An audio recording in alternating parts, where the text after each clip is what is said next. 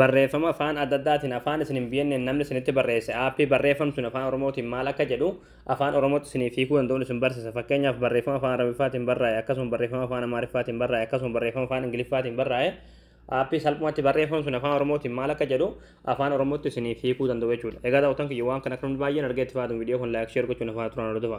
aappii kana gabbufachuudhaaf as Google Chrome keessa galtanii achi booda bakka sarchii kanarratti tokko of kilikni gootu achi booda bakka sarchii kanarratti gola oromiyaa itti barreessitanii gola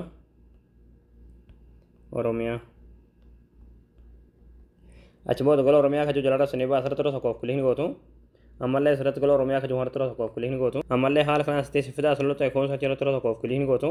bakka sarchii kanatti qubee gaa haa raa barreessanii achi booda sarchii fuulduraa kanatti kilik gootu sarchii gootu achi booda haala kanaan suuraa kanatti bitaa suuraa kanatti tokko of kilikni gootu achi booda aappii gabbufachuudhaaf sirra olutaa gadiyeemtu marumaati achi booda dhumarratti qalama diimaadhaan kan barraa'e aappii as tuqaa buufadhaa akka jiru jalatti daawulood kiyya turtii daawuloodii tan turtaniiti aappii kana bilbila keessatti gabbufatanii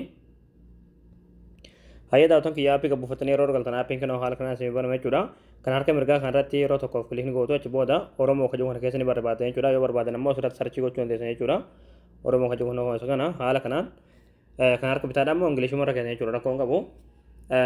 booda jechuudha barreeffamni tokko yeroo miseejiin tokko isiniif barraa'e jechuudha barreeffamni sun afaan isaadhaa dubbisuu hin dandeenye yookiin arabiffaa haa ta'u amaariffaa haa ta'u ingiliffaa haa ta'u jechuudha barreeffamni san koopii gootaniituma